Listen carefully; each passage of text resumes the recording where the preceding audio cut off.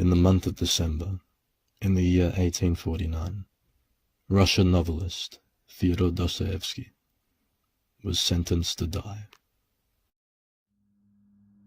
Today, the 22nd of December, we were taken to the Semyonov drill ground. There, the sentence of death was read to us. We were told to kiss the cross. Our swords were broken over our heads, and we were dressed in white execution shirts. Then 3 were tied to the pillar for execution. I was the 6th. Consequently, I was in the second group, and had no more than a minute left to live. And with only a minute left to live, to breathe, to think, to love, to fear, at that last minute, death he escaped from. A messenger came with news from the Tsar. Their lives had been spared. They were free to go. What became of those other men who walked away free cannot be said. Dostoevsky, on the other hand, the man who walked away from that pillar, was no longer the same man who approached it.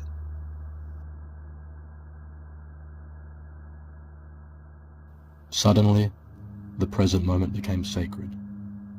The value of life he recognized, and the key to finding happiness through perpetual suffering, he dedicated the rest of his life putting to paper. Through the darkest moment of his life, he found the light. In just a few short minutes, the course of Dostoevsky's life changed forever. This single moment that created the philosopher, the dreamer, the wise man and prophet, responsible for some of the greatest, most deeply introspective novels ever written. Notes from Underground, Crime and Punishment, The Idiot, Demons, The Brothers Karamazov, all written in the years following his mock execution. If not for this single moment, would these novels even exist? And if they did, would they be as rich, damning, and prophetic as they are now? In just a few minutes, a single moment reshaped not only Dostoevsky's life, but the very ideas that would define his work. Proof that the artist is not separate from their experiences, but a product of them. But here, I should imagine, the most terrible part of the whole punishment is not the bodily pain at all, but the certain knowledge that in an hour, then in 10 minutes, then in half a minute, then now, this very instant, your soul must quit your body, and that you will no longer be a man. And that this is certain. Certain.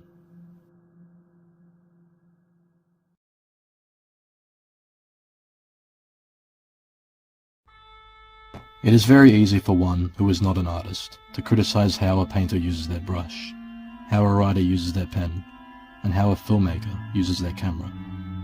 If anyone catches the butt of this stick the most, it's artists operating on a surreal, avant-garde, experimental level. The oeuvre of filmmakers like Louis Buñuel, Andrei Tarkovsky, and David Lynch can be so easily dismissed by audiences for their abstract, slow-paced, and surreal dreamlike quality. An approach to filmmaking which, to some, may only come across as incomprehensible, self-indulgent nonsense, without form or meaning. To simply put it, what we don't understand, we hate. For when art challenges our intelligence, it is near impossible to shake off the impression that the artist is insulting us, that they hold on to the conviction that they are superior in intellect to their audience, and that they are trying to convey ideas they believe to be deep, original and thought-provoking, which, to some, may fall completely flat and leave zero emotional impact. Some inane, bizarre person with a disturbed mind wrote that film, and I did not enjoy it.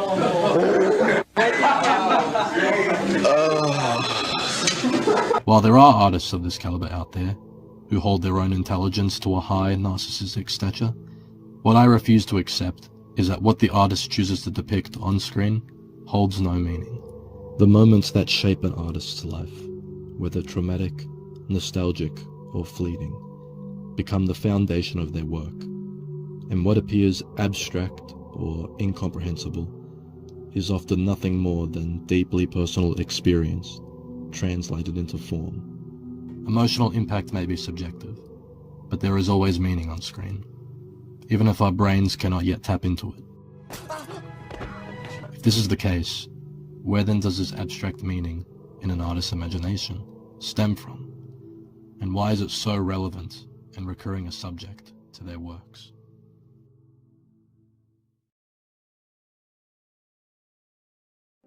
One of the greatest friends an artist has is nostalgia. Childhood nostalgia in particular. For many artists, the impact of childhood is profound. Childhood, where our first impressions of the world are formed, and where those impressions follow us into adulthood. Childhood for many is marked by innocence and serenity, a sense of peace rarely found in adulthood. One of the most introspective films ever made that taps into this subject is Andrei Tarkovsky's Mirror, an autobiographical film that harkens back to the days of his own childhood and serves as a deconstruction of how the artist is made. А вы никогда не думали, вам никогда не казалось, что растения чувствуют, сознают, может, даже постигают, деревья, орешник вот этот. The visual emphasis of nature is one of the all-time great Tarkovsky staples. Not only is it a visual staple, but a thematic staple, one which seems to recur most throughout his work. Solaris, Tarkovsky's third feature, expresses his ideas deeply. The emphasis on why it is that we should treat nature with the same care, reverence and respect as we would another human being. Solaris depicts a reality in which nature, without arms or legs, fights back against humanity.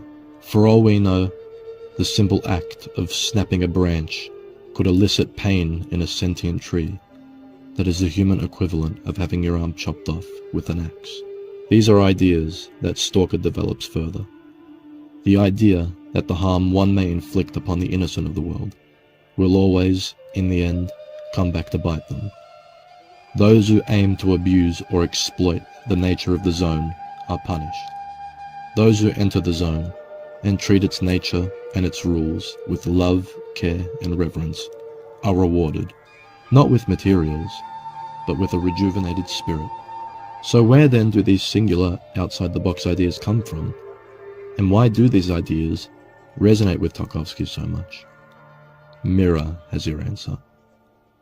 All roads lead back to Mirror. Иногда что-то случается, и мне перестают сниться и дом, и сосны вокруг дома моего детства. Тогда я начинаю тосковать. Я жду и не могу дождаться этого сна, в котором я опять увижу себя ребенком и снова почувствую себя счастливым от того, что еще все впереди, еще все возможно. Mirror crisscrosses between the childhood and adulthood of its protagonist, Alexei. As an adult, Alexei is divorced, his wife has full custody of their child, he has a dysfunctional relationship with his mother, and, to top it all off, is dying. The only happiness that remains is the happiness he experienced in childhood, a childhood that shaped the artist known as Andrei Tarkovsky. Where does the inspiration of the house burning down to the ground in The Sacrifice come from? Mirror. Why does Tarkovsky have such a deep, profound reverence for nature? Mirror. His home, the land, the green he was surrounded by each and every day, and the quiet solitude it provided. C'est un film autobiographique de Tarkovsky. Да, Oui, совершенно в буквальном смысле. oui, dans le sens le plus propre de ce mot. Пожалуй, этот фильм отличается Je от dirais всех même que ce film est других моих différent de фильмов mes autres, тем, justement что par le fait que ни один эпизод этой aucun картины de не ces выдуман. épisodes n'est inventé. Just as Tarkovsky's childhood memories and reverence for nature formed the backbone of his cinematic philosophy, David Lynch's earlier experiences of fear, wonder, and existential confusion set in stone the path of his surreal, nightmarish universe, showing that, across time and medium, the artist's inner life becomes the lens through which we would see the world.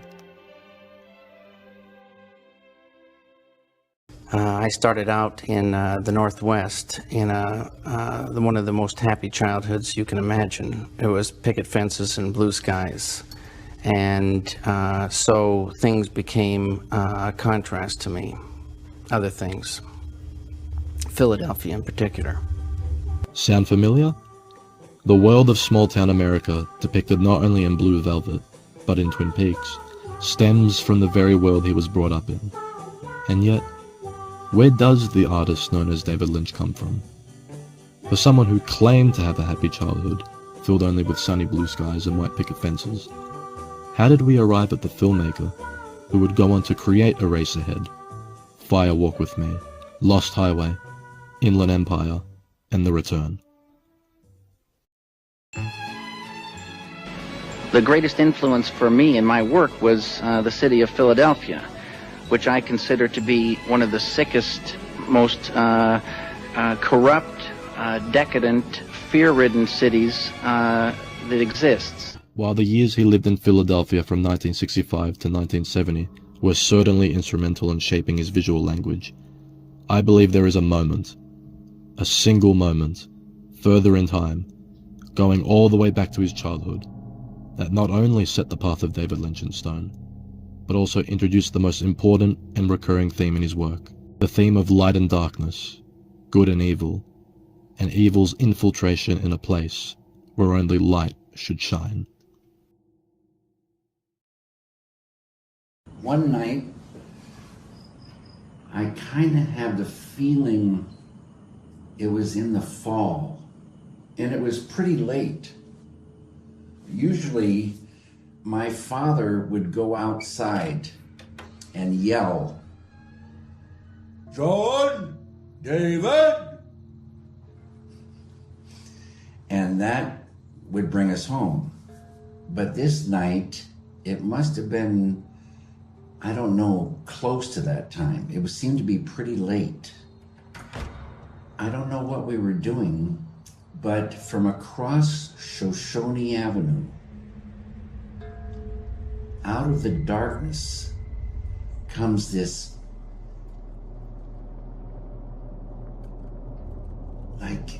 kind of like a strangest dream. Because I'd never seen an adult woman naked. And she had beautiful, pale white skin. And she was completely naked. And I think her mouth was bloodied. And she kind of came strangely, walking strangely across Shoshone and came into Park Circle Drive. And it seemed like she was sort of like a giant. And she came closer and closer, and my brother started to cry. Something was bad wrong with her. And I don't know what happened, but I think she sat down on a curb crying. But it was very mysterious, like we were seeing something otherworldly. And I wanted to do something for her, but I was little. I didn't know what to do. And I don't remember any more than that. This is where Lynch's world is born, from a single moment where innocence collided with something incomprehensibly dark.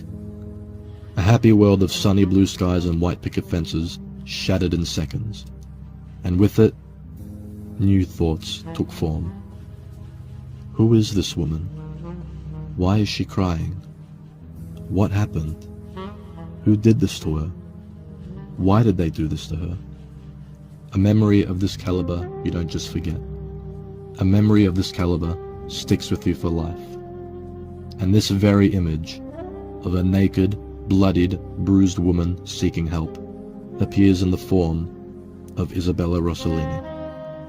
In Blue Velvet, that haunting image is transformed, becoming the lens through which Lynch reveals the darkness lurking between the surface of small-town America.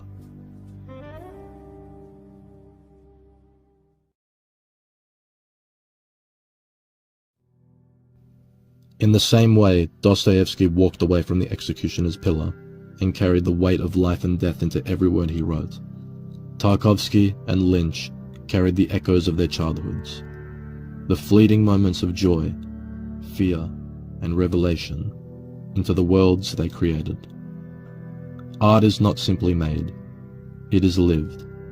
Every brushstroke, frame, and word is a trace of memory, trauma, wonder, and longing.